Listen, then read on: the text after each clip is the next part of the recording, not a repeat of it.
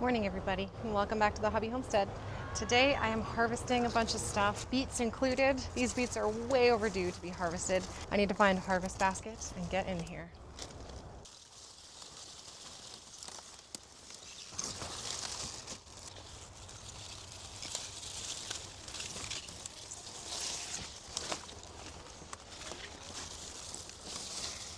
Look at this beautiful golden beet. Just gorgeous.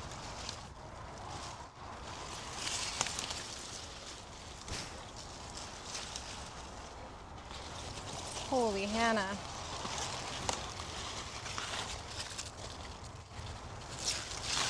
Definitely missed this one. I think this is a Chioggia.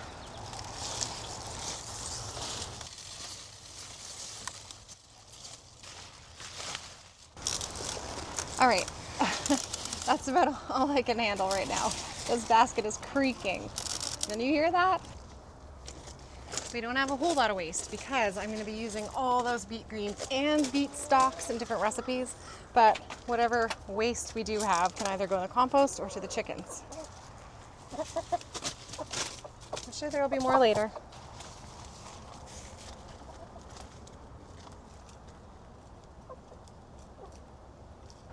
I have a little bit of a problem here because my cucamelons have taken over my garlic. They're all tangled in amongst the garlic leaves. I'm gonna have to detangle and get them all up on the trellis. I mean, a lot of them are up here. Oh, there's baby cucamelons forming already. So exciting. But I'm gonna be harvesting the garlic in the next couple of weeks, and it's just gonna be harder if all these vines have cucamelons on them and I rip them out with the garlic. I'm really wrapped around this one garlic. I might harvest one garlic prematurely here. Oh, that smells so good. Oh my sweet goodness. Freshly picked garlic. And because that one came out looking so good, I am gonna pull the other two garlics that are really tangled in my cucamelons.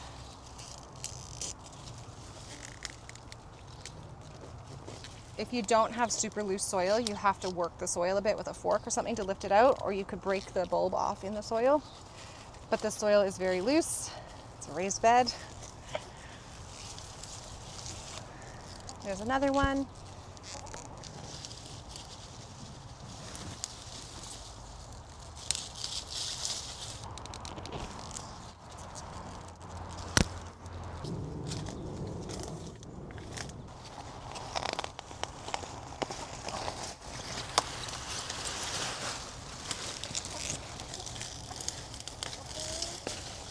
Oh my gosh. Do you see what I see? There are little baby bun-buns.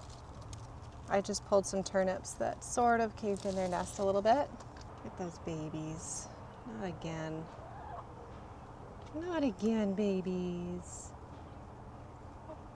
Right in the turnips. Well, I really want to harvest these turnips. Rabbits. You know, this morning there were 2 rabbits just out munching away in the garden. Now there's 2 more babies here. We have probably a dozen rabbits living in our garden. It can be a bit of a problem. But they're okay. They're still covered up. We got some turnips and we got some garlic. Hey Grayson, you want to see something? What? Come really quiet. Baby bunnies. Really, really quiet and don't touch, okay? Look in that little hole. Little babies. Baby bunnies. So cute. You want to touch them. I know I want to touch them too. I didn't realize they were there when I was pulling these turnips out. I took away some of their shelter, but these leaves I think will flop over them again.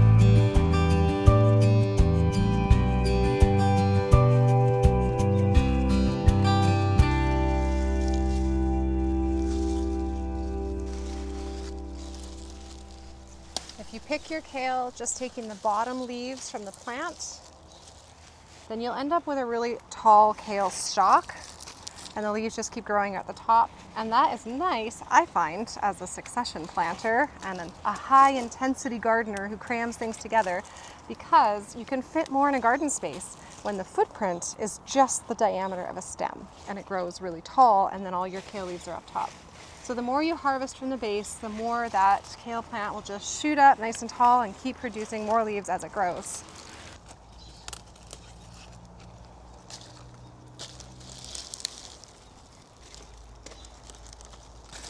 Grab my pile and away we go. So this is our harvest from today so far. There's a ton of food here, and I don't always know what to do with it all when it comes in. People think that growing the food is the hard part, but honestly, it's learning how to use it, figuring out what to do with it. If you're somebody who has to plan meals regularly for a family, you know that it is really mentally taxing to make those decisions day in and day out. What am I going to feed them? What food do we have? What do I need to use?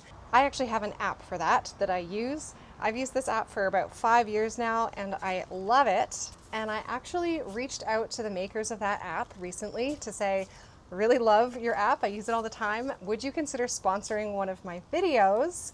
And I am so pleased to say that they said yes. So today's video is sponsored by Plan to Eat. So my plan for today is that as we deal with this produce, I'm going to show you how I use that app to make my decisions for me, to not only figure out what to do with what I have, but to be able to easily look up the recipes that I need for each dish that I'm going to make. So if you want to find out what I'm going to do with all of today's harvest, keep watching and I'll show you. I'm going to open my app and I'm going to type in beets. This is showing me all the recipes I have that I have tagged the word beets in. And as I look at these recipes, I'm looking down at this one here, which has other ingredients that I have, I can see from the picture, and that is the beetroot niçoise salad. I have fresh green beans. Let's look at the ingredients list here. Tons of beets. I've got all of my dressing ingredients, and I've got green beans. I don't have quail eggs, but I have my own chicken eggs. Yeah, we've got all these ingredients that I would want to use. When you're adding a recipe, I'm going to show you as if I'm editing this recipe. You can tag things down below the directions down here. So you can tag it with anything that's already listed, or you can add your own. So some of my tags include beets, different vegetables, cauliflower. I also have a tag for cheap meals, dairy-free meals, and then it's easy to pull up recipes that use the ingredients that you need to be using tonight. Now, another tip, all of these greens were grown under a row cover, so I know there aren't going to be any of those cabbage loopers, little green caterpillars, or other pests on them, although this one has some damage, so maybe I should watch out. There is one. Even when you're using insect netting, sometimes those white cabbage moths can get in underneath. Don't even notice them, and they lay their eggs. There is a tiny, little, microscopic one here, which means I'm going to change my approach for this bowl. I'll be right back. I took a big bucket and I added some salt, and then I added some hot water to dissolve the salt, just a little bit. Now I'm going to fill this up with cold water. You do not need to use a giant bucket for this. I just don't have any bowls bigger than this massive bowl, and this seems like an easy way to soak a massive amount of kale. Now we're going to shove all this kale into the salt water. And that's going to cause any little wormies to, sadly die and rise to the surface of the water. And then we can easily just rinse them off. We don't have to worry about them being stuck there.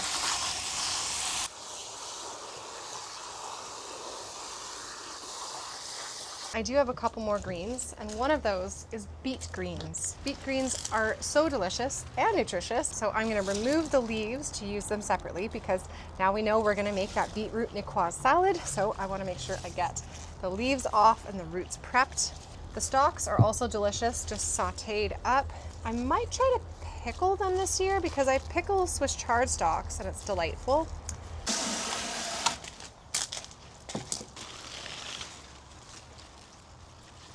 Had to go get a big pot, use all the receptacles I have here.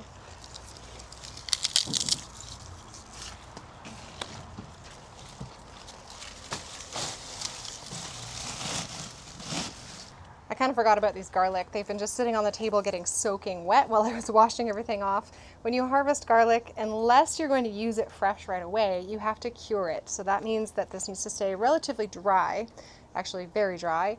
I cure mine outside. Some people will do it in like a garage or in a shed, but it stinks up the place. It gets so overpowering with garlic smell. So I hang my garlic under my gazebo, out of all rain and out of direct sun, and it just hangs there for a few weeks until everything is crispy dry and the papery coating is nice and dry, and then they're ready to be stored. I've had this stuff last for over a year in my pantry once it's properly cured. But I am going to save just one fresh picked clove or bulb for tonight. The last thing left here on my big harvest table that I have to deal with or process before I can get into recipes are my turnips. These big hefty guys here, I already know what I want to use them for. I tend to grow turnips to use in veggie broth, but I am going to use my Plan to Eat app to find my veggie broth recipe for me. There are tons of recipes out there, especially for canned goods. If you're canning things with broth, I use a pressure canner. And you have to make sure that it's a tested recipe unless you want to be taking huge risks with your health, tested by extension offices, universities, that kind of thing. And so once I find a good recipe that is tested and tastes good and works well for me, then I make sure I save those recipes in my Plan to Eat app so that anytime I've got a bunch of veggie scraps and some nice turnips to throw in, I can just look up my veggie broth recipe and get cracking. Now these turnips were not grown under an insect cover, and so you can see that the leaves are pretty bug eaten. I don't know if it's showing up on camera as much as in person, but they are quite bug eaten, a little gnarly. So these leaves are just going to go right to the chickens. But turnip leaves and radish leaves are some of my favorite garden greens, especially when you harvest them young. These ones are pretty tough at this point. If you harvest them young and saute them up, they are so good. So now we've got our beans and peas, our lettuce soaking here, and our beets, and it's time to get started on our dinner. So when I looked up beets in my Plan to Eat app, I was reminded of this beetroot niçoise salad. So we're gonna get some beets boiling for that. The best way to boil beets, in my humble opinion, is to not peel them first, to not cut the root or the stems off yet, just throw them in a pot of water whole.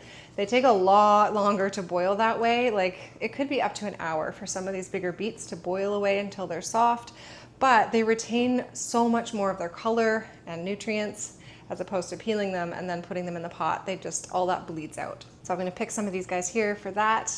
I also want golden beets in the mix. I love mixing beet colors in salads. My kids, potentially surprisingly, love beets. They love them. So I'm gonna boil this many for one salad.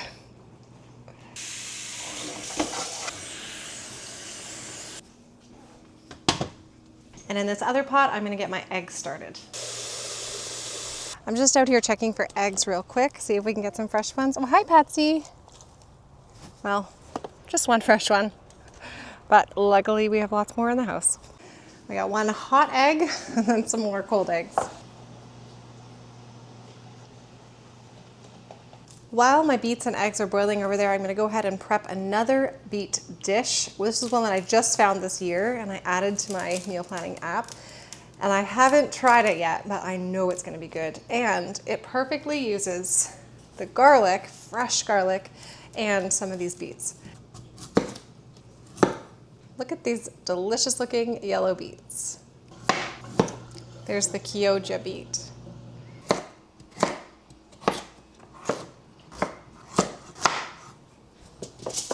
Look at those beauty beets. Next, we're gonna add the garlic. Fresh garlic is way different from dried garlic. It cuts differently, it looks different, it feels different. You peel away sort of damp layers instead of the papery coating. I might go and get more. We've got our garlic and our beets, and we've got some oregano and some tarragon, adding some salt and pepper. And then we're gonna wrap it up in a foil bundle.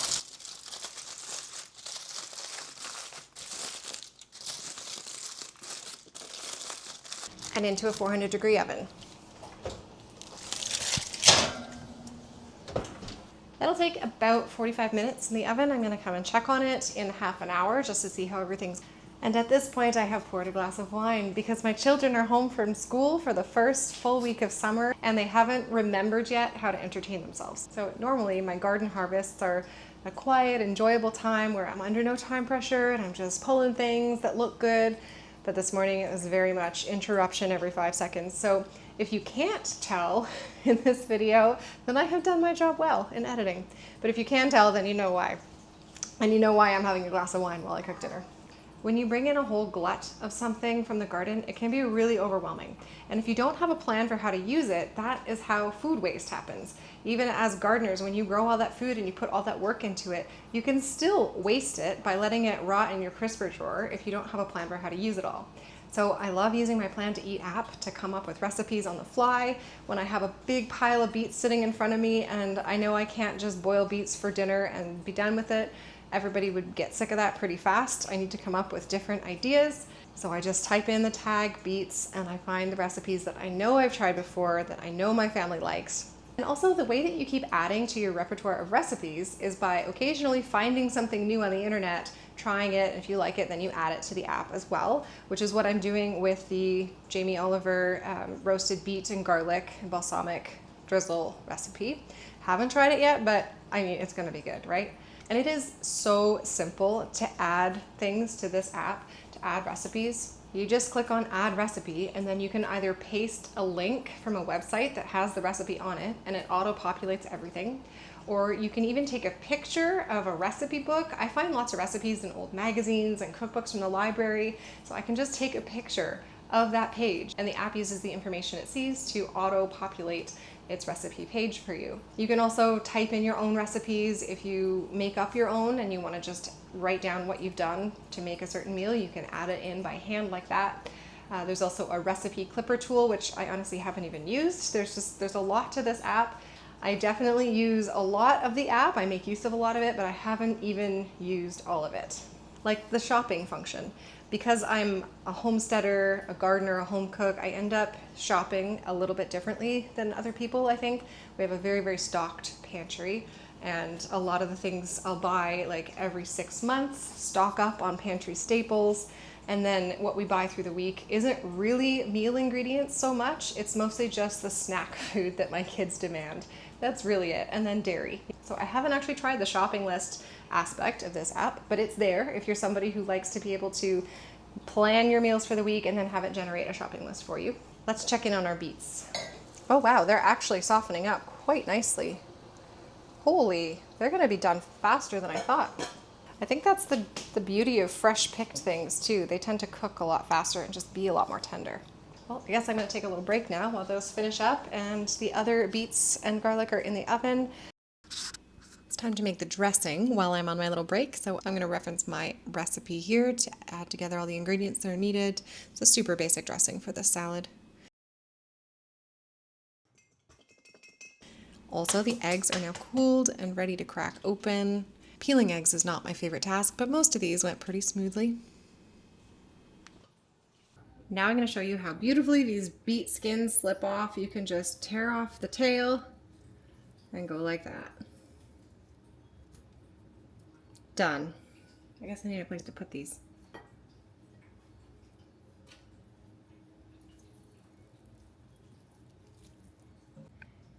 This is beautiful. I am so excited to eat it. Look at that garlic.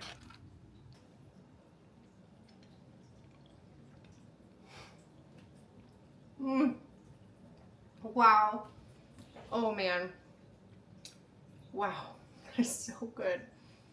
It's probably because I miss garlic so much. But wow. That makes me so happy I could cry. Oh. Okay, that's my dinner for tomorrow. So I'm just gonna keep it wrapped in the foil, put it in the fridge, and then I can heat it up again tomorrow. And we are gonna be peeing red. Here's the lettuce that we pulled from the garden this morning, and as long as you wash it and then put it in a bag in the fridge, it's nice and crisp. By the way, I have washed my hands. If you're grossed out by the look of underneath my nails, then I don't know, you haven't been gardening long enough. I have washed them. It's also partly the beets' fault.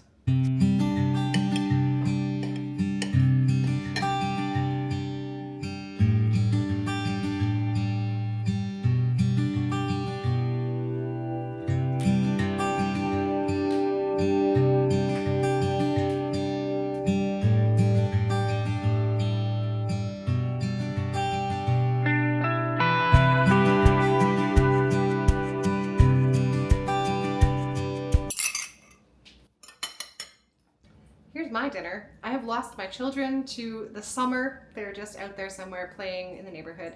But when they get exhausted and hungry as the sun sets, I'm sure they'll come in and eat this, gobble it up. They love all the ingredients in this salad.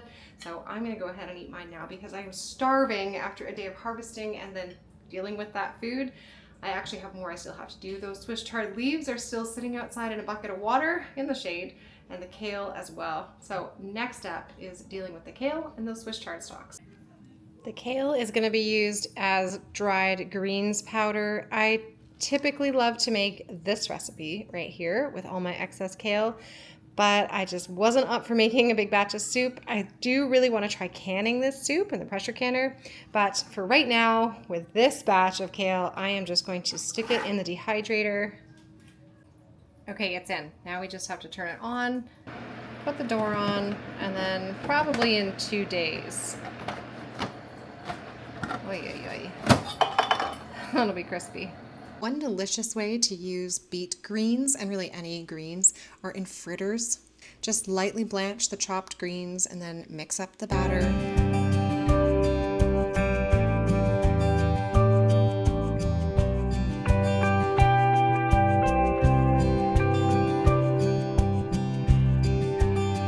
Then you're going to deep fry until cooked. They are great served with an aioli.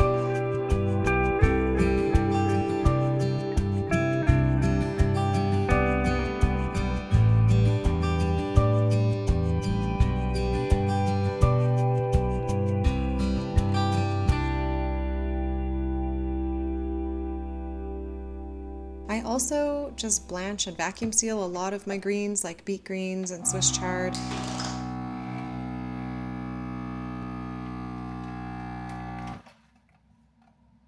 So thanks for watching as I took you through my favorite tool for dealing with big harvests.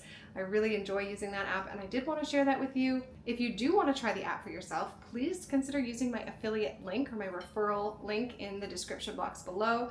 Every little bit of commission that I get definitely helps me keep the hobby homestead going. I have realized over the years that growing food is pointless if you don't know how to use it or if you don't have a plan. I've definitely gone through seasons of my life where a lot of the garden harvest ended up rotting in the crisper drawer. I've been there, but this app has helped me to coordinate my efforts more. It helps me to generate ideas for how to use big gluts of whatever is coming in from the garden at any given time.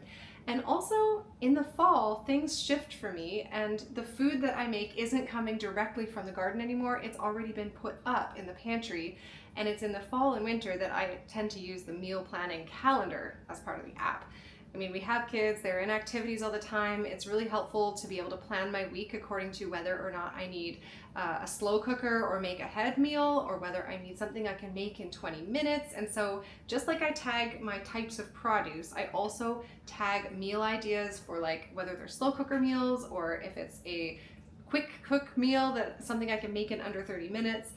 And I really love that every recipe in my app has been tested by me. I know it's good. It's not just trusting Google to tell you what to make for dinner. Often that has flopped for me, so I only put the good recipes in my Plan to Eat app. And that roasted beets, garlic, and balsamic recipe from Jamie Oliver is definitely staying in my app. Love it.